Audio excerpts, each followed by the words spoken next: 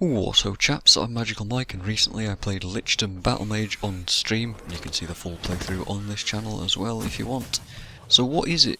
If I were to describe it in a few words, I'd say it was a dumb corridor FPS that's all about using a bunch of fancy spells to blow up loads of enemies. It's flashy, it's super fast paced for the most part, and it promises a fair bit with the spells, and it's simplistic with some complexity in the crafting if you're looking to make use of that. So is it any good? Well, that's complicated, as it usually is with me. I'd say I enjoyed it for what it is, but you have to set your expectations pretty low, I think, and it's not without its problems and bumps. When things are going well, you're charging through the game like a classic FPS, action's paced really quick, and you're blowing up groups of enemies as you spot them, triggering all these cool spell effects and showering the place in elemental explosions. You're blinking around constantly to avoid enemy retaliation, moving in and out of combat and looting all of the spoils. When it's not working well though, well, things can get pretty bad. You see, your spells can level up, and you need to craft them up to get the most out of them whenever you can. Enemies scale up as you go through the game, and at points you'll feel underpowered, so you need to make new spells and new shields. The problem is you don't always have the components to do that with. And this is a huge issue, massively draining the fun out of things for me. There's a number of things that add up to that feeling, but it's mostly that when enemies feel like health sponges, it ruins the flow completely, and worse still is that they scale up in damage output as well. So if you can't improve your shield, you're gonna die in 1 or 2 hits from regular common dudes. The shield has 3 health bars, each one recharges over time, but when a bar is fully depleted, it's gone for good until you can find a blue container to refill it with. And these aren't particularly common for the most part. Normally enemies will have to hit you a few times to drain a bar, giving you time to react, but if the scaling is off, you can take a stray arrow completely randomly and instantly lose an entire bar. Sometimes at points it got so bad that I would lose 2 whole bars from a particularly big hit from some late game demon enemies. Not great. And you might say, well, just blink more and keep moving, get good, right? Well, yeah, I thought that too, but the ranged enemies have incredibly good tracking and prediction on their projectiles. Like, stupidly good, in fact, to the point where if you blink wrong just 1 time, you're dead, and you have to redo a whole section of tough combat again, which can end up being quite the grind. Mage enemies late game were making me run around in sheer panic because they teleport behind you with very little notice, if any, and insta-kill you, which can reset a lot of that progress. And with me using necromancy and having tons and tons of minions that look like enemies all over the place, yeah, keeping track of those mages, not the easiest thing. So yeah, the scaling and random loot leads to weird difficulty spikes that can really suck. Crafting can be complicated. In theory it's simple enough, but I could almost never manually craft a spell that was better than the smart crafter could. Problem there is that the so-called smart crafter would waste a lot of components willy-nilly to upgrade things that you don't really want. Without going into detail, because the scope of this video just isn't there and crafting is really dull to talk about, it wastes a lot of efficiency and doesn't produce great results very often.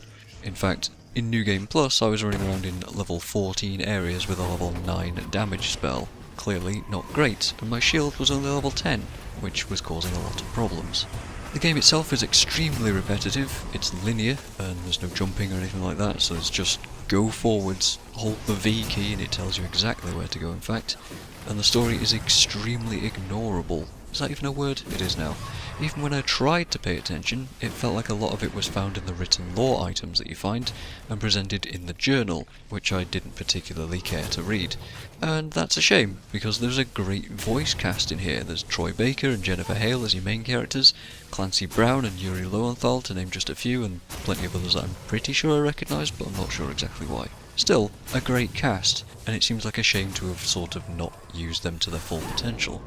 The spells themselves vary wildly, but then also have loads of similarities as well. A missile is always going to feel the same, so if you're shooting a lightning missile, an ice missile, a necromancy missile, or phase or whatever, it's always just going to feel like you're shooting a missile. But the effects of those missiles are quite customizable, and many other things as well. Ice, I found, was extremely overpowered because enemies can be frozen easily and repeatedly, whereas my choice of using minions to electrify enemies to control them was a much weaker option, because they then become immune to that effect sometimes.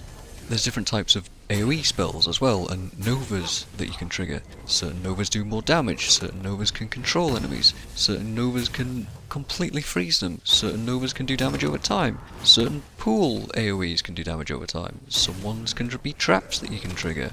There's a lot of different customizations really, and it's all personal preference for the most part. The different spell types are fun and do look cool, but I think some are much stronger than others, and that can kind of hurt the pace a lot if you've made a choice that isn't particularly good. And one last thing to mention are animations. Spells aside, because they're all amazing, your character walks around stiffly like Mr. Burns from The Simpsons. He's got this weird kind of arms stuck to the side of you. I don't know, I'll show you a picture or something. All friendly NPCs are wooden as all hell, which is sometimes funny, and all enemies are really flashy in their attacks, doing all kinds of crazy things, telegraphing things mostly well, but in some cases not at all. Those mages that I'm scared of so much do this weird staff spinning technique to throw you off completely about when they'll fire a ball of insta-kill at you, and then randomly decide to teleport behind you and use an instant shot instead. I hate them. I hate them! And then there's New Game Plus. Well, it's safe to say that I hate that too. Scaling was whack, throwing tons of the one-hit kill guys at me constantly and not letting up. Health sponge enemies with some filler guys here and there. I don't know, go watch the stream if you want to know more. Do not recommend New Game Plus. The main game itself though, I mean sure, try it out if it sounds interesting to you. Like I said, it's an FPS mage simulator, it's fun for a while, it's pretty dumb, and it's just lower your expectations. If you do pick it up, then I'd recommend getting it on sale. I don't think full price is very worth it for this. But there you go, I've been MagicalMike, thanks for watching me ramble about Lichdom Battlemage, and I'll see you guys next time.